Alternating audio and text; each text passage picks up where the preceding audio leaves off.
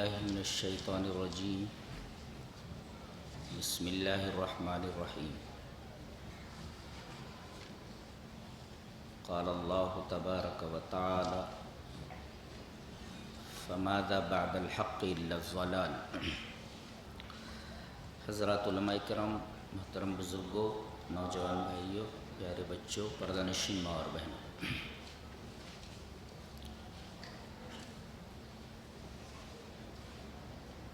تقریر سے پہلے کچھ اصول اور ضوابط ذہن میں رکھ لیں تاکہ تقریر اچھی طرح سمجھ میں آ جائے۔ ایک اصول اس حدیث میں دیکھیں، حدیث اس طرح: وعن انس رضی اللہ تعالی عنہ قال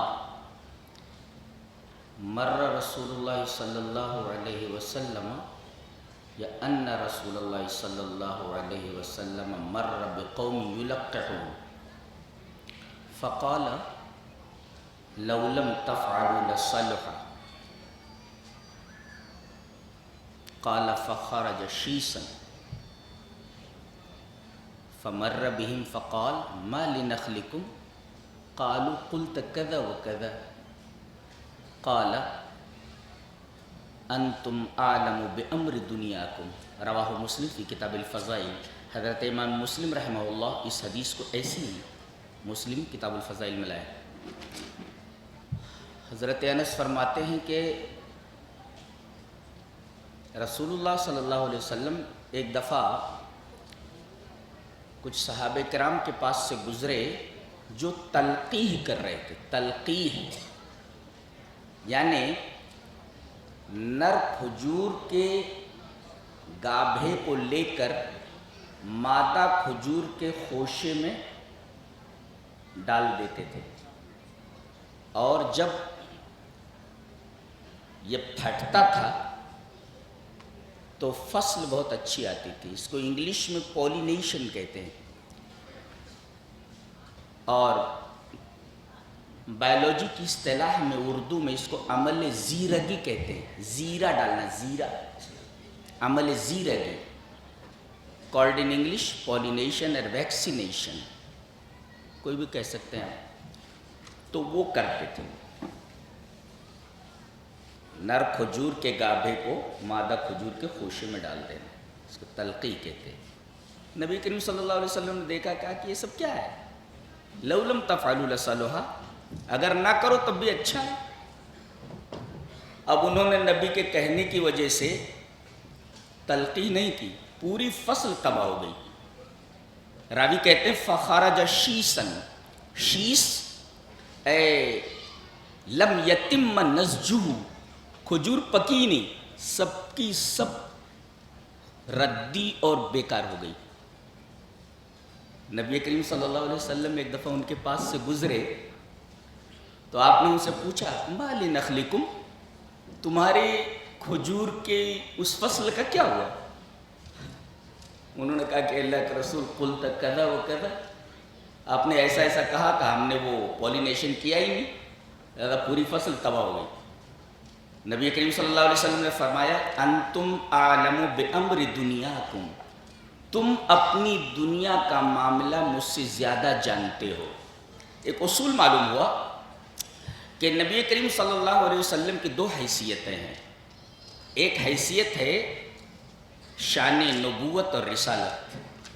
آپ اس سطح سے اگر بات کریں تو اس میں چوں چرا کی کوئی گنجائش نہیں ہے، سر تسلیم خم کر دینا ہے اس کو۔ اور یہی مطلب اس آیت کا ہے وما ينطق عن الهوى ان هو الا وحی یوحى، یہ وحی ہوتی ہے، اس کو ماننا لازم ہوتا ہے۔ گویا آپ کی وہ حیثیت جو نبوت اور رسالت کی ہے، آپ نبوت اور رسالت کی سطح اور اس کے پلیٹ فارم سے بات کریں تو ماننے کے سوا اور تسلیم کے سوا کوئی چارہ نہیں۔ اور دوسری حیثیت آپ کی بشر کی، شان بشریت۔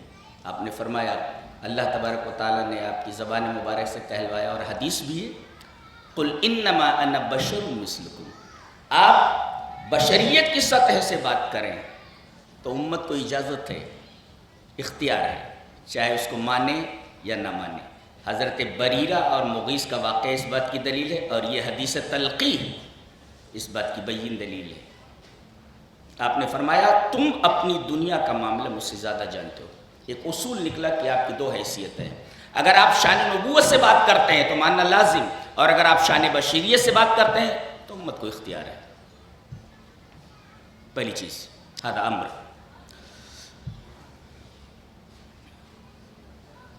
دوسری چیز، نبی کریم صلی اللہ علیہ وسلم کو جو چیزیں ملی ہیں آپ نے وہی چیز امت کو دی، اور جو چیز دی ہے آپ نے اس کو لے لینا ہے، یہی مطلب ہے ما آتاکم الرسول فخذوہ کا۔ جی، نبی جو دے اسے لے لو، اس لیے کہ آپ کو جو ملا وہی آپ نے دیا۔ کیا دیا گیا تھا؟ حدیث دیکھتے ہیں، حدیث اس طرح وعن ابی ہریرہ رضی اللہ تعالی عنہ قال قال رسول اللہ صلی اللہ علیہ وسلم انی قد ترکت فیکم شیئین لن تضلوا بعدہما کتاب اللہ و سنتی ولن یتفرق حتی یرد علی الحوض، رواہ الحاکم فی المستدرک فی کتاب العلم۔ حضرت امام حاکم رحمہ اللہ اس حدیث کو ایسے ہی مستدرک علی الصحیحین کتاب العلم کے اندر لائے، راوی جیسا کہ معلوم ہوا حضرت ابو ہریرہ ہے۔ حضرت ابو ہریرہ فرماتے ہیں کہ نبی اکرم صلی اللہ علیہ وسلم نے ارشاد فرمایا کہ میں نے تمہارے درمیان دو چیزیں چھوڑ دی ہیں، ان دونوں کے بعد تم گمراہ نہیں ہو سکتے۔ مفہوم مخالف کیا نکلا؟ کہ ان دونوں کے بعد تم گمراہ نہیں ہو سکتے، یعنی اگر ان دونوں ہی کو پکڑے رہو تو آپ کو کسی تیسری چیز کی ضرورت نہیں ہے۔ جی، آپ قیاس کی ضرورت کو اگر لا رہے ہیں کہیں تو قیاس کی بھی بنیاد ہونی چاہیے۔ جی، آپ اجتہاد کر رہے ہیں تو اجتہاد کی بھی بنیاد ہونی چاہیے، وہ بنیاد کتاب و سنت ہے۔ قیاس کہیں کسی جنگل کے اندر نہیں ملتا یا آسمان سے نہیں اترتا ہے، بلکہ قیاس کی جو بنیاد ہوتی ہے وہ کتاب و سنت ہوتی ہے، اجتہاد کی جو بنیاد ہوتی ہے وہ کتاب و سنت ہوتی ہے۔ جی، تو اصل چیز یہی ہے، میں نے دو چیزیں تمہارے اندر چھوڑ دی ہیں، ان کے بعد تم گمراہ نہیں ہوگے۔ آپ نے کلیریفائی کیا اس کو، وہ دونوں چیزیں کون سی ہیں؟ نمبر 1 کتاب اللہ، اللہ کی کتاب، وہ سنتی اور میری سنت۔ جی، یہ دو چیزیں، اور یہ دونوں ایک دوسرے سے جدا نہیں ہو سکتے۔ منکرین حدیث کا رد ہے، یہ کہتے ہیں کہ ہم قرآن کو بغیر حدیث کے سمجھیں گے، کیسے؟ نبی نے تو کہا یہ دونوں ایک دوسرے سے الگ ہی نہیں ہو سکتے۔ وَلَن يَتَفَرَّقَا حَتَّى يَرِدَ عَلَيَّ الْحَوْض، حوض کوثر تک پہنچنے تک یہ دونوں ایک دوسرے سے جدا نہیں ہو سکتے۔ اگر قرآن متن ہے تو حدیث اسی شرح ہے، اس سے بے نیاز کیسے ہو سکتے ہیں آپ؟ جی، تو یہ دونوں چیزیں آپ کو دی گئی تھیں، اور یہ دونوں چیزیں آپ نے امت کے حوالے کر دیا ہے۔ جی، اب اگر کوئی تیسری چیز نکالتا ہے، دیکھیں امام شاطبی کی ایک کتاب ہے کتاب الاعتصام، بڑی اچھی کتاب ہے، اس میں انہوں نے ایک چیز نقل کی ہے، میں عربی میں وہ عبارت پڑھتا ہوں۔ قال ابن الماجشون سمعت مالکا رحمہ اللہ یقول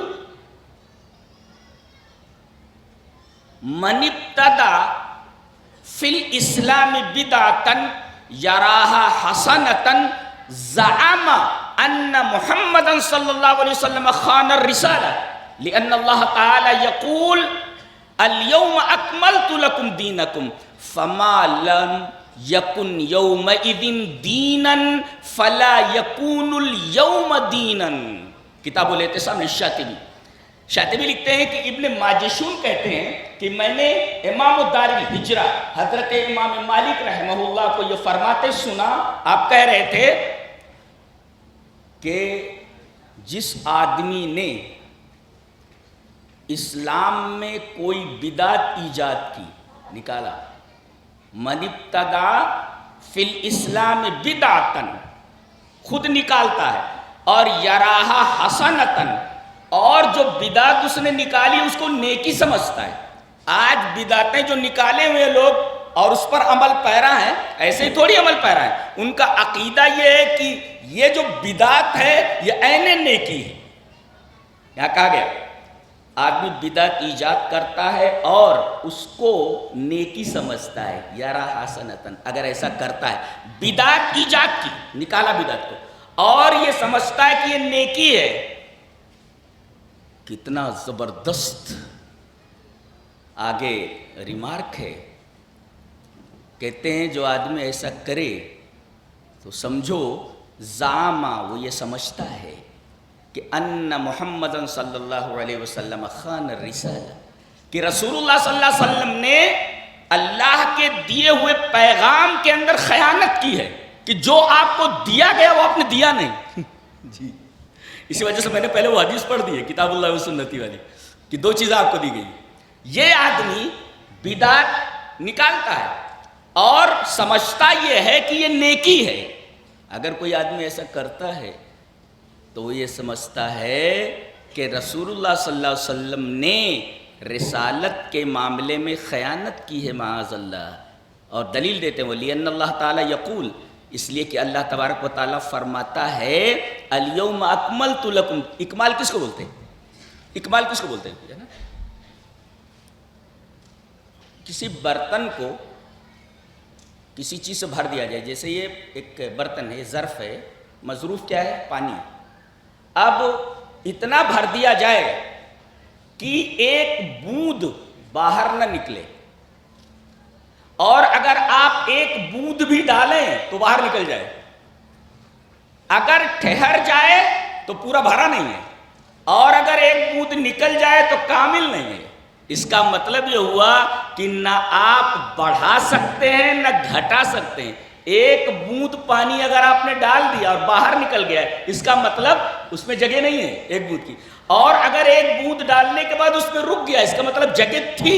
لہذا اکمال کے اندر یہ مفہوم پوشیدہ ہے کہ نہ بڑھا سکتے ہو نہ گھٹا سکتے ہو، جو گھٹائے وہ بھی بدعتی اور جو بڑھائے وہ بھی بدعتی، اس لیے کہ گھٹانا اور بڑھانا، نقص و زیادت دونوں کے دونوں یہ خلاف ہیں اکمال کے، اور اللہ تعالیٰ نے فرمایا الیوم اکملت لکم دینکم، اب جب اکمال ہو گیا تو گھٹائیں گے کیسے اور بڑھائیں گے کیسے؟ وہ قطرہ تو نکل جائے گا نا، اور اگر آپ نے ڈالا رک گیا، اس کا مطلب وہ کامل نہیں ہے، تو گویا کہ آپ نے رسول اللہ پر الزام نہیں لگایا، اللہ پر بھی الزام لگا دیا۔ زعم ان محمد صلی اللہ علیہ وسلم خان الرسالہ لأن اللہ تعالیٰ یقول الیوم اکملت لکم دینکم، اور آگے والا جو ٹکڑا ہے وہ دیکھنے جیسا ہے، اس پر کہتے ہیں امام مالک کہ مالم یکن یومئذ دینن، نبی اور صحابہ کے زمانے میں جو چیز دین نہیں تھی، جو چیز دین نہیں تھی وہ آج بھی دین نہیں ہو سکتی ایک اصول ہے۔ لہذا کچھ بھی دیکھو بدعت کے نام پر، دیکھو کہ صحابہ نے کیا ہے یا صحابہ کے زمانے میں وہ چیز پائی جاتی ہے، اگر نہیں پائی جاتی ہے تو سمجھ لو کہ وہ بدعت ہے، اس لیے کہ امام مالک فرما رہے جو اس وقت دین نہیں تھا فلا یکون الیوم دینا، وہ آج بھی دین نہیں ہے۔ اس کا مطلب اہل سنت والجماعت حقیقت میں وہ ہیں جو نبی اور صحابہ کو دیکھتے ہیں، اور ایسے نہیں ہے، دلیل موجود ہے، حدیث اس طرح وعن عبداللہ ابن عمر رضی اللہ تعالیٰ عنہ قال قال رسول اللہ صلی اللہ علیہ وسلم لیاتین علی امتی ما اتا علی بنی اسرائیل حسب النال بالنال حتی ان کان منہم من اتا امہ علانیتا لکان فی امتی من یصنع ذلک وان بنی اسرائیل تفرقت علی 72 ملتا وتفرق امتی علی 73 ملتا كلهم في النار الا ملة واحدة قال ومن هي یا رسول اللہ قال ما انا علیہ واصحابی رواہ الترمذی فی کتاب الایمان فی باب افتراق هذه الامہ۔ حضرت امام ترمذی رحمہ اللہ اس حدیث کو ایسے ہی کتاب الایمان میں لائے، باب افتراق هذه الامہ باب بات کر کے، اور راوی جیسا کہ معلوم ہوا حضرت عبداللہ ابن عمر ابن عاص ہیں، وہ فرماتے ہیں اچھا اس میں بیچ والا ٹکڑا ہے، علامہ البانی نے اس کو صحیح نہیں کہا ہے، حدیث صحیح ہے پوری، وہ ٹکڑا صحیح نہیں ہے، حتی ان کا یعنی یہاں تک کہ اگر کوئی اپنی ماں کے ساتھ بھی بدکاری کرے تو اس امت میں وہ لوگ بھی ہیں، تو یہ ٹکڑا البانی نے اس کو صحیح نہیں کہا ہے، لہذا حدیث تو صحیح ہے پوری، یہ ٹکڑا صحیح نہیں ہے۔ تو حضرت عبداللہ ابن عمر ابن عاص فرماتے ہیں کہ نبی اکرم صلی اللہ علیہ وسلم نے ارشاد فرمایا کہ میری امت کے اوپر وہی کچھ آنے والا ہے جو بنی اسرائیل کے اوپر آ چکا ہے. جی حزون نال بن نال، جیسے جوتے کا ایک تلا دوسرے کے برابر ہوتا ہے، بالکل ایسے ہی آئے گا. جیسے جوتے کا ایک تلا دوسرے تلے کے برابر ہوتا ہے، ایسے جو جتنی چیزیں بنی اسرائیل کے اوپر آ چکی ہیں تمہارے اوپر بھی آ جائیں گے. جی یہاں تک کہ بنی اسرائیل 72 فرقوں میں بٹ گئے اور تم 73 فرقوں میں بٹ جاؤ گے. سارے کے سارے فرقے جہنمی ہوں گے سوائے ایک کے. پوچھا گیا وہ فرقہ کون سا ہے؟ آپ نے نام نہیں بتایا، آپ نے منہج بتایا. منہج تو اصل منہج ہے، منہج روٹ، جس روٹ پر چلنا ہے آپ کو، جس روٹ پر چل کر آپ اللہ تبارک و تعالیٰ کے رضوان اور اس کی رضا تک پہنچ سکتے ہیں. منہج بتایا گیا کہ وہ فرقہ کون سا ہوگا جو جنتی ہے. ما انا علیہ، بات یہاں ختم ہو جانی چاہیے تھی، جس پر میں ہوں، بات ختم ہو جانی چاہیے تھی نا. لیکن یہ آپ نے صرف یہی نہیں کہا جس پر میں ہوں، لا، آپ نے فرمایا ما انا علیہ و اصحابی، جس پر میں ہوں اور جس پر میرے صحابہ ہیں. اس کا مطلب قرآن کو سمجھنے کے لیے جس طرح سنت کی ضرورت ہے، اسی طرح نبی کریم صلی اللہ علیہ وسلم کی اداؤں کو پوری طرح سمجھنے کے لیے سلف امت کی ضرورت ہے. جی امت کے سلف بتائیں گے، صحابہ بتائیں گے کہ نبی اکرم صلی اللہ علیہ وسلم نے اس طرح کیا ہے. جی یہ ہمارا عقیدہ ہے. ما انا علیہ و اصحابی، جس پر میں اور میرے صحابہ ہیں. تو اہل سنت والجماعت حقیقت میں کون؟ جو نبی اور صحابہ کے طریقے پر چلے ہوں، طرز عمل ان کا وہی ہو جو صحابہ کا طرز عمل تھا اور نبی کریم صلی اللہ علیہ وسلم نے جو طرز عمل بتایا. ایک اثر دیکھیں، چلو عربی پڑھ لیتے ہیں. ان عبداللہ ابن ابی جعفر قال عمر بن الخطاب رضی اللہ تعالی عنہ السنت ما سنہ اللہ ورسولہ لا تجعلوا خطأ الرائی سنتا للامہ. یہ ٹکڑا حضرت علامہ ابن قیم رحمہ اللہ اپنی مشہور کتاب، اردو میں ہے، آپ لوگ بھی پڑھ رہے ہیں اگر اردو صحیح ہے، بڑی پیاری کتاب ہے. یا حکم بیان کیے ہیں انہوں نے، اسرار بیان کیے ہیں انہوں نے، مصلحتیں اور حکم اور اسرار جو مسائل کے بیان کیے، پڑھنے جیسی کتاب ہے. جی اس کے اندر یہ اعلام الموقعین کے اندر یہ عبارت ہے، اور اس عبارت پر شارحین کا تبصرہ ہے اسنادہ فی غایت الصحہ. یہ تبصرہ ہے اس قول کے اوپر، یعنی اس کی سند انتہا درجے کی صحیح ہے. اسنادہ فی غایت الصحہ، بہت صحیح. کیا مطلب ہے اس کا؟ حضرت عبداللہ ابن ابی جعفر کہتے ہیں کہ حضرت عمر رضی اللہ تعالیٰ عنہ نے فرمایا کہ سنت وہ ہے جس کو اللہ اور اس کے رسول نے مقرر کیا ہے. سنہ اے وضع، نبی کریم صلی اللہ علیہ وسلم، اللہ نے اور نبی نے جس کو مقرر کیا ہے وہ سنت ہے. جی تو لا تجعلوا خطا رائے سنتا للامہ. تو اگر کسی امام سے، کسی پیر فقیر اور کسی شخصیت سے غلطی ہو جائے تو اس رائے کی غلطی کو آگے آنے والے لوگوں کے لیے حجت مت بناؤ، سنت نہ بناؤ. یہ سنت نہیں بنے گی، یہ بدعت ہے. یہ کتنا شاندار تفسیر ہے. گویا کہ سنت کی تعریف بھی ہمیں معلوم ہو گئی. کیا سنت وہ ہے جس طرز عمل کو، جس طریقے کو نبی نے، اللہ نے اور رسول نے بیان فرمایا. تو دو چیزیں یہاں بھی آ گئی. حضرت عمر ابن خطاب وہی کہہ رہے ہیں نا، ما سر سنت کیا ہے؟ ما سنہ اللہ ورسولہ. اس کے آگے لا تجعلوا خطا رائی سنتا للامہ. کسی امام نے کوئی غلطی کی، آپ اس کو اگلے لوگوں کے لیے سنت نہیں بنا سکتے.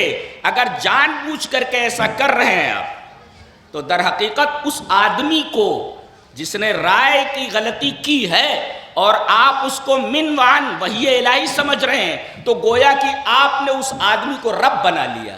دلیل یہ حدیث پاک وعن عدی بن حاتم قال اتیت النبی صلی اللہ علیہ وسلم وفی عنقی صلیب من ذهب فقال یا عدی اطرح عنک هذا الوثن وسمعته يقرأ في سورة براءة اتخذوا أحبارهم ورهبانهم أربابا من دون الله أما إنهم لم يكونوا يعبدونهم ولكنهم كانوا إذا أحلوا لهم شيئا استحلوا وَإِذَا حَرَّمُوا عَلَيْهِمْ شَيْئًا حَرَّمُوا رواہ الترمذی فی کتاب التفسیر. حضرت امام ترمذی رحمہ اللہ اس حدیث کو ایسے ہی ترمذی شریف کتاب التفسیر کے اندر لائے. راوی جیسا کہ معلوم ہے حضرت عدی بن حاتم ہے. حضرت عدی بن حاتم فرماتے ہیں کہ میں نبی کریم صلی اللہ علیہ وسلم کے پاس آیا اور میرے گلے میں وہ سونے کی سلیب تھی, یعنی کراس میڈ آف گولڈ. ایک کراس تھا, سلیب ایسے ہوتی نا, لائک دیٹ, لائک دیٹ, یہ سونے کی میرے گلے میں لٹکی ہوئی. آپ نے فرمایا اس بت کو گلے سے نکال دے. حیرت کی بات تو یہ ہے, غور کرنے کا عقیدہ. وہ خود کہہ رہے ہیں کہ اللہ کے رسول میں اس کی پوجا تھوڑی کرتا ہوں, لیکن آپ اس کو بت کہہ رہے ہیں. بت کا مطلب ہوتا ہے جس کی پوجا کی جائے, جس کی پوجا کی جائے. میں تو اس کی پوجا نہیں کرتا, میں نے گلے میں لٹکا رکھا ہے.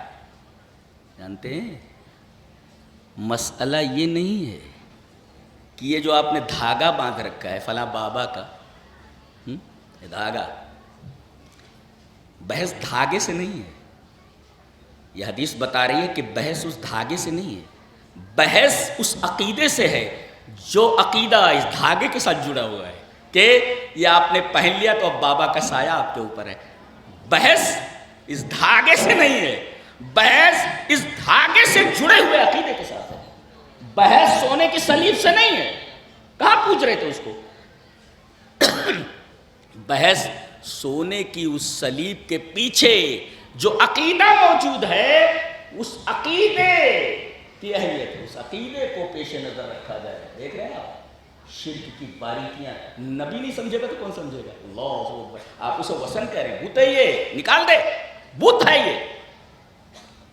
ایک بات تو یہ معلوم, نقطہ سمجھ میں آیا دھاگے کا جی, کہ یہ دھاگا جب تک رہے گا تب تک بابا کا سایہ رہے گا. یہاں باندھ لیے تعویذ تو کہہ رہے ہیں امام ضامن ہے, یہ امام صاحب ضمانت لیے ہوئے ہیں, کچھ نہیں ہوگا جی. تو مسئلہ دھاگے کا نہیں ہے, تعویذ کا نہیں ہے, بلکہ اس سے جڑے ہوئے عقیدے کا ہے.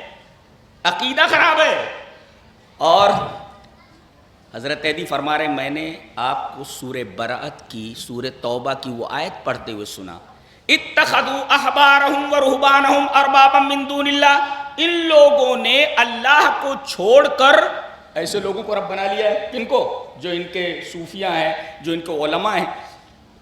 حضرت عدی نے حیرت سے کہا کہ اللہ کے رسول ہم کہاں ان کی عبادت کرتے ہیں؟ اما انہم لم یکونوا یعبدونہ, ان کی عبادت کہاں کرتے؟ اس کا مطلب وہ جو لٹکائے ہوئے تھے اس کی بھی عبادت نہیں کرتے تھے جی. وہ جن باباؤں کے نام پہ پہنے ہوئے ہیں وہ اس کی پوجا کر, تو بابا کی پوجا نہیں کر رہے بول رہے ہو. اما انہم لم یکونوا یعبدونہ. نبی اکرم صلی اللہ علیہ وسلم نے فرمایا یہ بتاؤ, ولکنہم کانوا اذا احلوا لهم استحلوا واذا حرموا علیہم شیئا حرموا. کہتے ہیں تمہارے یہ جو پیر فقیر اور یہ علماء ہیں جب کسی چیز کو حلال کہہ دیتے تھے تو تم لوگ بلا تحقیق اسے حلال مان لیتے تھے نا؟ بولے ہاں. کسی چیز کو حرام بول دیتے تھے تو تم حرام مان لیتے تھے؟ بولے ہاں. کہتے یہی تو رب بنانا ہے. اللہ اکبر. یہ عقیدہ. اتنی بات سمجھ میں آئی؟ تو سنت کا معنی بھی سمجھ میں آ گیا. اچھا یہ سنت جو ہے یہ کس کی ضد ہے؟ یہ اتباع کی بھی ضد ہے. جی سنت یہ ضد ہے بدعت کی, اور بدعت ضد ہے اتباع کی. جی سنت ضد ہے بدعت کی, اور سنت اور بدعت ضد ہے اتباع کی. چلیے پڑھ لیتے ہیں. وان عبداللہ رضی اللہ تعالیٰ عنہ. جب عبداللہ خالی بولا جائے آگے کچھ نہ ہوتا, عبداللہ ابن مسعود مراد ہوتے ہیں. ان عبداللہ رضی اللہ تعالیٰ عنہ قال اتبعوا ولا تبتدعوا فقد کفیتم کل بدعۃ ضلالہ. رواہ الطبرانی فی المعجم الکبیر وقال الہیثمی رجالہ کلہم رجال الثقات. یعنی اس کے سارے راوی ثقہ ہیں. حضرت عبداللہ ابن مسعود فرماتے ہیں کہ تم لوگ نبی کی اتباع کرو, اتبعوا ولا تبتدعوا, بدعتیں ایجاد کرتے مت پھرو. پتہ یہ چلا کہ اتباع ضد ہے, اپوزٹ ہے بدعت کے. اتبعوا ولا تبتدعوا. اور آگے آپ نے فرمایا فقط کفیتم. فقط کفیتم کا مطلب سمجھتے ہیں؟ یہاں تو ایسا ہے اگر تعصب کی پٹی آنکھوں پر بندھی ہوئی ہو تو ابن تیمیہ تک کو غلط ٹھہرا دیتے ہیں. اور میں کہتا ہوں ابن تیمیہ کی عبارت کو ہر ایرا غیر آدمی نہیں سمجھ سکتا. جی جی جی جی جی ہاں ابن تیمیہ کی عبارت اقتضاء الصراط المستقیم میں نے تقریباً 1 درجن بار پڑھی ہے. جی 1 درجن بار پڑھی. بڑی پیاری کتاب ہے علامہ ابن تیمیہ کی, بہت ہی لاجواب کتاب ہے. اگر آپ کو تہذیب سمجھنی ہے کہ مسلمانوں کی تہذیب کیا ہونا چاہیے, ان کا عقید و عمل کیسا ہونا چاہیے, یہ کتاب لازمی طور پر پڑھنی چاہیے. اردو میں اس کا ترجمہ بھی آ چکا ہے. اس میں دیا ہے کہ حضرت دیکھو غور سے دیکھو, علماء بھی ہیں. حضرت عبداللہ ابن عمر رضی اللہ تعالیٰ عنہ نبی کریم صلی اللہ علیہ وسلم کی اتباع میں اس قدر مجنون ہو گئے تھے, جو تو پاگل کہتے ہیں. اگر آپ کہیں استنجا کے لیے بیٹھ گئے تھے تو حضرت عبداللہ ابن عمر ادھر سے گزرتے تو استنجا اگر نہیں کرنا ہوتا تو بھی وہاں بیٹھ جاتے تھے. جی بیٹھ جاتے تھے. اب دیکھو اعتراض کرنے والا کیا اعتراض کرتا ہے اقتضاء الصراط المستقیم کی عبارت کا, وہ تحری ذالی کا تلاش کر کے ایسی جگہوں پر جانا, لیس من سنت الخلفاء الراشدین, ایسی کچھ عبارت ہے. خلفاء راشدین کی سنت نہیں ہے لیکن یہ کرتے تھے. کون؟ عبداللہ ابن عمر. فَإِنَّهُ يَهُوَ مِمَّا ابْتُدِعَ. مخالف کیا اعتراض کرتا ہے کہ ارے ابن تیمیہ نے عبداللہ ابن عمر کو بدعتی کہہ دیا. ارے احمد کہیں کے ترجمہ کیا ہے؟ ترجمہ یہ ہے کہ حضرت عبداللہ ابن عمر ایسا کرتے تھے, وہ ان کا اجتہاد تھا. اگر اجتہاد غلط تھا تو ان کو ایک ثواب ویسے بھی ملا, لیکن ابن تیمیہ نے کہا کہ بدعت ہے. ہوا مما ابتدع, یہ اس چیز میں سے ہے جو بدعت بنا لی گئی. آگے چل کر کے حضرت عبداللہ ابن عمر کا یہ جو فعل تھا جس کو وہ کرتے تھے, آگے چل کر کے لوگوں نے اس کو بدعت بنا لیا. عبداللہ ابن عمر کو ابن تیمیہ نے بدعتی نہیں کہا. کہنے کا مطلب یہ ہے کہ ابن تیمیہ کی عبارت کو سمجھنے کے لیے بھی عربی نہ ہونا ضروری ہے. میں تو ادب کا طالب علم ہوں الحمدللہ. جی ہوا مما ابتدع, یہ دیکھیے جب کوئی بات سمجھ میں نہیں آتی تو کہہ دیتے دیکھو انہوں نے یہ کہا, ارے پہلے سمجھنے کی کوشش تو کر اللہ کے بندے. جی اب دیکھیے عبداللہ ابن مسعود کہہ رہے ہیں اتبعوا, اتباع کرو, ولا تبتدعوا, بدعتیں مت نکالتے پھرو. گویا کہ اتباع جو ہے ابتداء کی ضد ہے, بدعت کی ضد اتباع. اور اگر اتباع کرنے لگو تو فقط کفیتم کا مطلب ہے تم سب کے لیے کافی کر دی گئی ہے, تم کافی کر دیے گئے ہو, یعنی تمہارے لیے کافی ہے کیا؟ کتاب و سنت. جی فقط کفیتم, اگر اتباع کرو تم کتاب و سنت کی, فقط کفیتم, تو یہ کتاب و سنت تمہارے لیے کافی ہے. آگے ٹکڑا کل بدعت ضلالہ, ہر بدعت گمراہی ہے. یہ امام طبرانی رحمہ اللہ معجم کبیر کے اندر لائے ہیں اس کو. جی تو اتباع کی ضد ابتداء ہے. اگر آدمی بدعت کا ارتکاب کرتا ہے تو در حقیقت وہ اتباع نہیں کر رہا ہے, اس لیے کہ بدعت کا ارتکاب یہ سنت کی ضد ہے اور اتباع کی ضد ہے.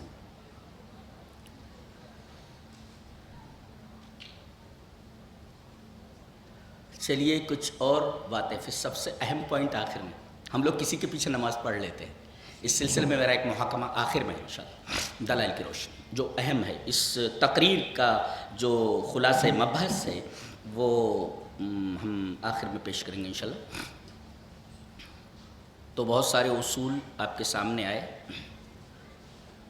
اور اہل سنت کون ہیں یہ بھی معلوم ہوا, مان آل و اصحابہ کو منہج بنانے والے.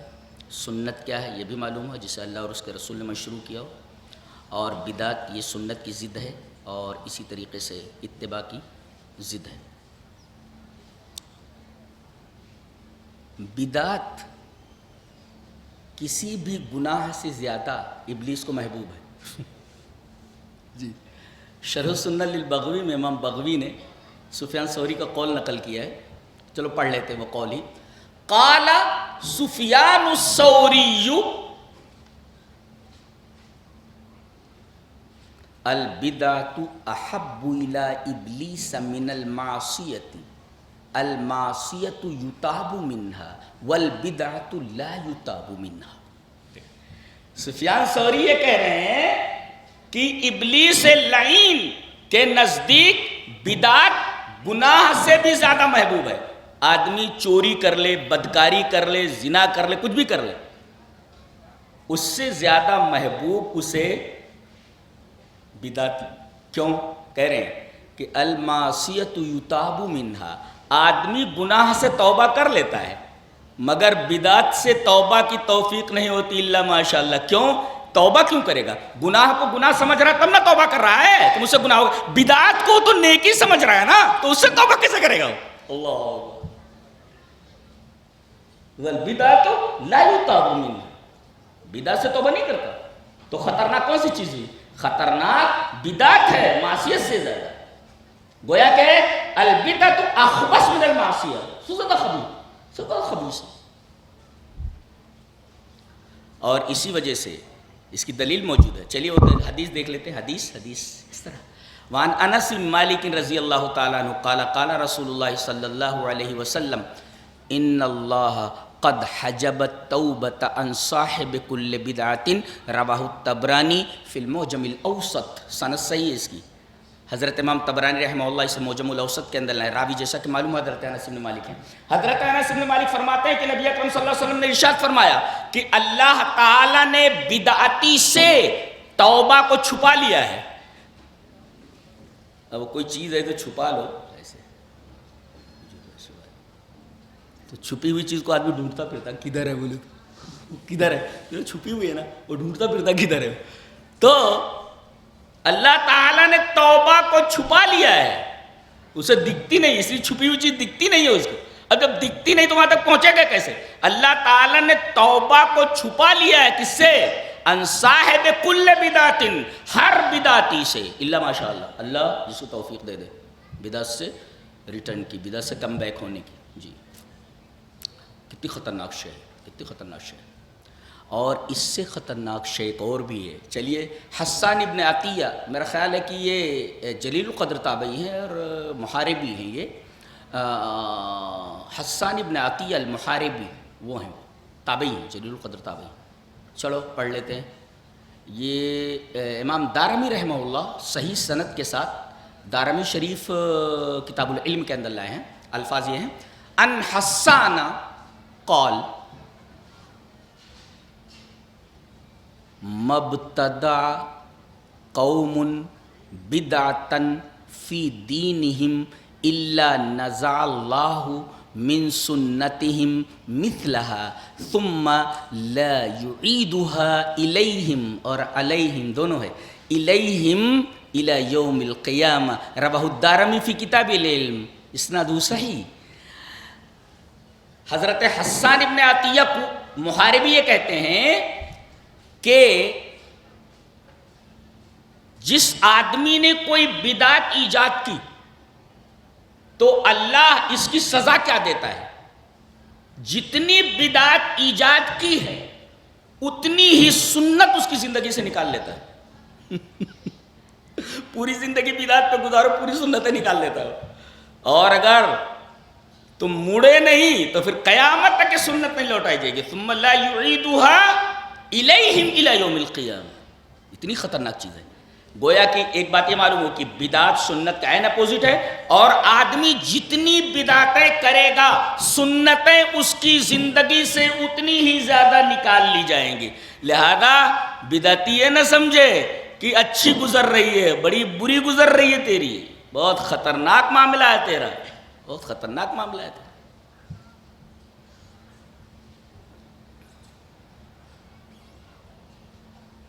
اور یہ وہی لوگ ہیں جن کے بارے میں اللہ تبارک و تعالیٰ نے ارشاد فرمایا الذین ضل سعیہم فی الحیاۃ الدنیا وہم یحسبون انہم یحسنون صنعا. ضل کا مطلب سمجھتے ہیں کیا ہوتا ہے؟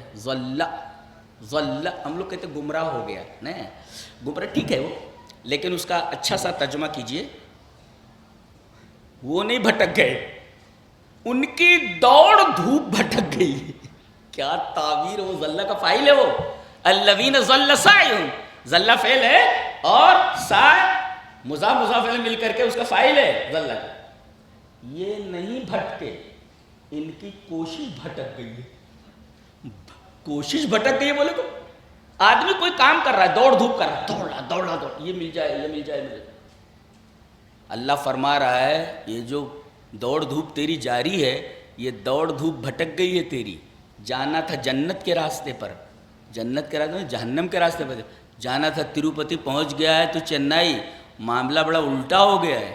ضل سعیہم، ان کی کوششیں پوری کی پوری بھٹک گئی ہیں. دیکھو یہ دو راستے ہیں. اب آدمی یہاں آ کر کھڑا ہوتا ہے. اب اگر وہ غلط روٹ کے اوپر چلا جاتا ہے، جانا تھا اس کو یہاں، ادھر چلا گیا، تو کہتے ہیں کہ اس کی یہ دوڑا جا رہا ہے نا، اس کی یہ دوڑ دھوپ بھٹک گئی ہے. بھٹک گئی، جانا تھا ادھر، چلا گیا ادھر. تو ظلم نے بھٹک جانا. اور کون بھٹکا؟ کیا تعبیر ہے، کتنی گہری تعبیر ہے. کوشش بھٹک جاتی ہے، لیکن کیا یہ خوبصورت تعبیر ہے. سبحان اللہ سبحان اللہ، کمال کی بات ہے، کمال ہے. کلام ایسا بھی ہوتا ہے، قربان جاؤں. تو ان کی کوششیں بھٹک گئی. کہاں؟ دنیا کی زندگی میں. الذین ضل سعیہم فی الحیاۃ الدنیا، اور جا رہے ہیں جہنم کے راستے پر. سمجھ کیا رہے؟ وَهُمْ يَحْسَبُونَ أَنَّهُمْ يُحْسِنُونَ الصُّنْعَ، اور بیچارے یہ سمجھ رہے ہیں کہ بہت اچھا کام. یہ تو دوڑ چل سعی کی جو دوڑ دھوپ ہے بہت اچھا کام. سنع ایک ہوتا فعل، ایک ہوتا عمل، اور ایک ہوتا سنع. ما الفرق بین هؤلاء الثلاث؟ فعل کہتے ہیں کوئی بھی کام کرے. جانور کرتا ہے تو بھی فعل ہے، انسان کرتا ہے تو بھی فعل ہے. ارے انسان اور جانور کو تو چھوڑو، پتھر بھی کوئی حرکت کرتا ہے تو فعل ہے وہ. جی، جمادات کا عمل بھی فعل کہلاتا ہے. اور چاہے ارادتاً ہو یا غیر ارادہ، بالقصد ہو یا من دون قصد ہو، وہ فعل. جماد، حیوان، انسان، بالقصد، دون وعی من یا دون قصد، سب آگے ہو سکتے. تو گویا فعل عام ہے لیکن عمل خاص ہے.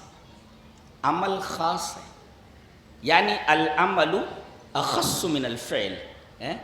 عمل کے اندر ارادہ ہوتا ہے. جی، اسی وجہ سے جب بھی کہا جائے آمنوا وعملوا الصالحات، نیکی کرو، نیکی کرو تو ارادہ ہونا چاہیے. غیر ارادی طور پر نیکی نہیں ہوتی ہے، ارادہ شامل ہونا چاہیے جس کا نام نیت ہے. جی، انما الاعمال بالنیات، نیت بالقصد، نیت انما الاعمال بالنیات، ارادہ ہونا چاہیے. تو عمل کے اندر ارادہ ہوتا ہے. تو گویا کہ عمل خاص ہے فعل، اور سنع یہ اخص ہے. فعل عام اور عمل خاص ہے، اور سنع اخص ہے. سنع کے اندر اجادہ ہوتا ہے، اتقان ہوتا ہے. سنع اللہ الذی اتقن کل شیء، کسی چیز کو پرفیکٹ بنا دینا. To make something perfect, that is called سنع. سنع اللہ الذی اتقن کل شیء. تو الفعل عام، العمل اخص منه، والسنع اخص. عام، خاص، اخص. اشارہ اس بات کی طرف ہے کہ کوشش تو بڑی ہے اچھا بنانے کی. نیکی سمجھ رہا ہے نا وہ، کیا زبان ہے، فعلاً نہیں کہا، عمل نہیں کہا. اس کا مطلب زبان بتا رہی ہے، کلام بتا رہا ہے کہ انسان کا کلام نہیں ہو سکتا. جی، عربی کا معمولی طالب علم بتا دے گا کہ یہ انسان کا کلام نہیں ہو سکتا. اتنا اہتمام نہیں ہوتا ہے، کلام میں اتنی رعایتیں نہیں ہوتی. یہ رب تعالیٰ کی طرف سے، یہ کلام اللہ کا ہے. وہم یہ، اسی وجہ سے کہا جا رہا ہے تدبر کرو اس کے اوپر. اور جتنا آدمی تدبر کرتا ہے اس کا ایمان بڑھتا جاتا ہے. زیادت ایمان. جی، یہ عام کتاب نہیں ہے. جو اس کو سطحی سمجھے اسے کافر سمجھتا ہوں. یہ کتاب سطحی نہیں ہے، کائنات کی تھیسس ہے یہ. وہم یحسبون انہم یحسنون صنعا، لا فعلا لا عملا بل صنعا. بڑی کوشش کر رہے ہیں اسے اچھا بنانے کی، اچھے سے اچھا کر رہے ہیں. صنع اجاد فعلا، اجاد الفعل.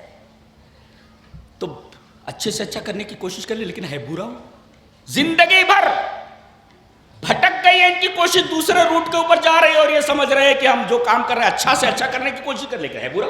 ہم یحسبون انہم یحسنون صنعا.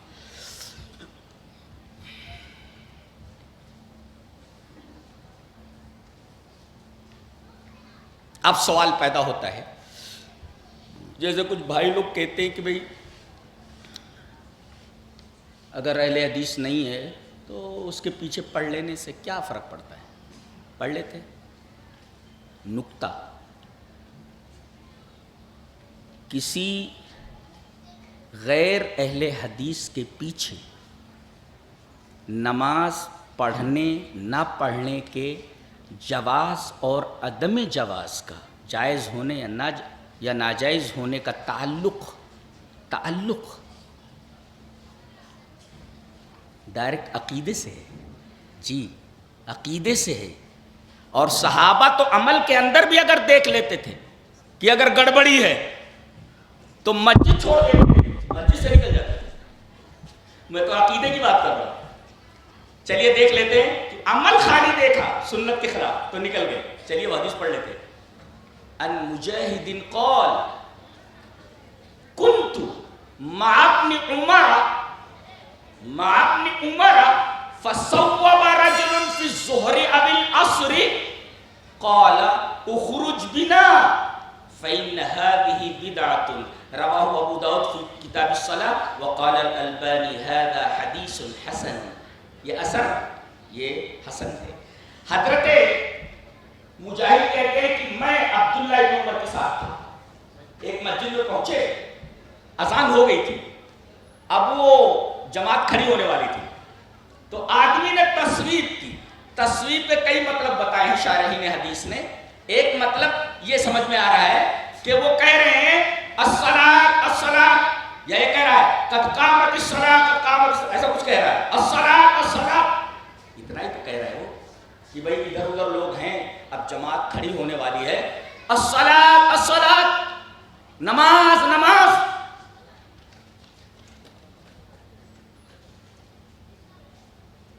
حضرت عبداللہ ابن مسعود نے، حضرت عبداللہ ابن عمر نے دیکھا کیا کہہ رہا ہے الصلاۃ الصلاۃ. بولے اخرج بنا، چلو مسجد سے نکلو، چلو مسجد سے نکل جاتے ہیں. فإن هذه بدعة، اس لیے کہ یہ جو کہہ رہا ہے یہ بدعت کا ارتکاب کر رہا ہے. اللہ اکبر. اس مسجد میں نماز نہیں پڑھی انہوں نے، صرف اتنا کہنے کی وجہ سے یا صلاۃ الصلاۃ کہہ رہا ہے. چلو چلو نماز نماز نماز نماز. ہم لوگ بول دیتے ہیں نا ایسے، چلو بھائی نماز. وہ باقاعدہ وہ بولا وہ الصلاۃ الصلاۃ. اس کے اس عمل کو حضرت عبداللہ ابن عمر نے اتنا سیریس لیا کہ مسجد میں بیٹھے تھے، نماز کھڑی ہونے والی ہے، نماز پڑھنے والے تھے، اتنا سننے کے بعد کہا چلو نکلو یہاں سے، خروج بنا، ہمیں نکال کر لے چلو. فإن هذه بدعة، یہ بدعت ہے. یہ مسجد سے نکل گئے، نماز پڑھنا تو دور کی بات، نماز نہیں پڑھی اور مسجد سے نکل گئے. دو چیزیں کیوں ہیں؟ ایک تو نماز نہیں پڑھی، دوسرے مسجد سے نکل گئے. حضرت امام بخاری رحمہ اللہ ان کی کتاب خلق و افعال العباد، بہت سارے ایسے منحوس فرقے گزرے ہیں پتہ نہیں وہ قرآن کو پڑھتے تھے کہ نہیں پڑھتے تھے. وہ کہتے تھے کہ آدمی جو ہے اپنے عمل کا خود خالق ہے. عجیب بات ہے. واللہ خلقکم وما تعملون، اللہ نے تم کو پیدا کیا ہے اور تمہارے عملوں کو پیدا کیا ہے. جی تمہارے عملوں کو پیدا کیا ہے، تمہارے عملوں کو پیدا کیا. تو خلق و افعال العباد میں، خلق و افعال العباد میں لکھا انہوں نے، کیا لکھا؟ قال ابو عبداللہ، امام بخاری، قال ابو عبداللہ ما ابالی صلیت خلف الجہمی والرافضی ام صلیت خلف الیہود والنصارى. یہ عبارت خلق و افعال العباد میں نے خلق و افعال العباد پوری پڑھی ہے جی، امام بخاری کی کتاب جی، اس میں یہ قول موجود. ابو عبداللہ کہتے ہیں کہ میں پرواہ نہیں کرتا کسی جہمی کے پیچھے. اب جہمیہ کا عقیدہ پڑھ لیجیے، تفصیل نہیں کر سکتا. رافضیوں کے پیچھے میں پرواہ نہیں کرتا کہ ان کے پیچھے نماز پڑھوں یا یہود اور نصارہ کے پیچھے نماز پڑھوں. یہ دونوں اسلامی فرقے ہیں، دونوں جی گمراہ ہو گئے تھے، اسلام میں تھے. وہ کہہ رہے ہیں کہ اگر میں جہمی اور رافضی کے پیچھے نماز پڑھوں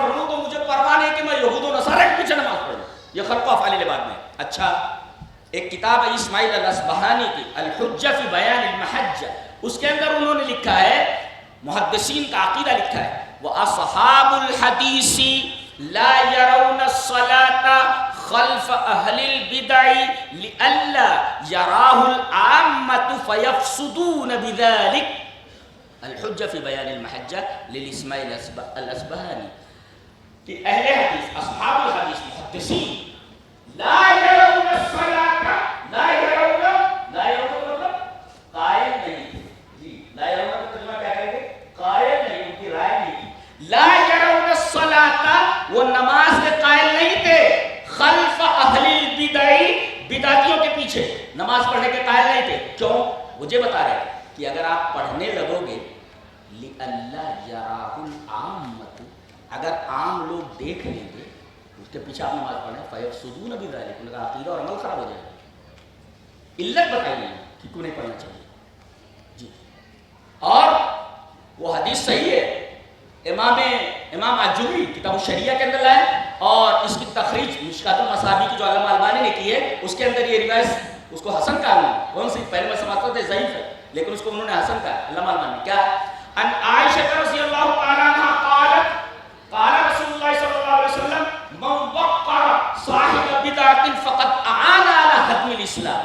جی کتاب السنہ، کتاب الشریعہ للاجری اور تخریج مشکات للالبانی کہ حضرت عائشہ فرماتی ہے کہ نبی صلی اللہ علیہ وسلم نے ارشاد فرمایا جس آدمی نے کسی بدعتی کی توقیر کی، اس کی عزت کی، تو سمجھو اس نے اسلام کو منہدم کرنے پر معاونت کی، مدد کی اس کی. اس کے پیچھے نماز پڑھ. اچھا یہاں ٹھہر کر ایک چیز دیکھ لیں. ایک امام ایسا ہے کہ لا تعلم بدعته ولا يعلم فسوقه، کہ کوئی امام ایسا ہے جس کے بارے میں آپ کو معلوم نہیں کہ یہ بدعت کرتا ہے یا یہ فاسق ہے، تو ائمہ نے اجازت دی اس کے پیچھے نماز پڑھ سکتے ہیں، اس لیے کہ معلوم نہیں ہے نا، مستور الحال ہے، پیچھے نماز پڑھ سکتے ہیں. لیکن اگر یہ دیکھو کہ یہ نماز پڑھانے والا کیسا ہے، یہ بدعت کیسی ہے، بدعت مکفرہ ہے کہ بدعت مشرکہ ہے کہ بدعت مفضیہ الی الشرک ہے، یہ تین چیزیں اگر پائی جائے تو اس کے پیچھے نماز نہیں پڑھنی چاہیے. کیا؟ ایسی بدعت جو آدمی کو کافر بنا دے، جیسے قبروں پر سجدہ کرنا اور ان سے مدد مانگنا اور یہ کہنا کہ یہ عقیدہ رکھنا کہ یہ دیتے ہیں، بگڑی بناتے ہیں، ساری چیز، یہ عقیدہ، یہ کفری عقیدہ ہے. جی کافر. اور اسی طریقے سے بدعت مشرکہ آدمی، جیسے بدعت مشرکہ میں اس کو لے لیجیے آپ، قبر کے سامنے سجدہ کرنا وغیرہ وغیرہ. اور بدعت مکفرہ میں بہت ساری چیزیں آ گئی، جیسے یہ ماننا کہ اللہ کے علاوہ بھی کوئی عالم الغیب ہے. اللہ جانتے ہیں کوئی اگر اللہ کے علاوہ کسی کو عالم الغیب مان لے تو گویا کہ زمین اور آسمان کا پیدا کرنے والا بھی اسی کو مان رہا ہے. کیوں؟ اس لیے کہ اللہ تعالیٰ نے جہاں علم غیب کا تذکرہ کیا وہ فاطر السماوات والارض ہے. جی یہ بدعت مکفرہ. اور بعض چیزیں ایسی ہوتی ہیں، بعض بدعتیں جو کفریت تو نہیں ہوتی یا شرکیت تو نہیں ہوتی لیکن مفضی للشرک ہوتی ہے، یعنی which takes to polytheism، ایسا وہ لے جاتی ہیں ادھر.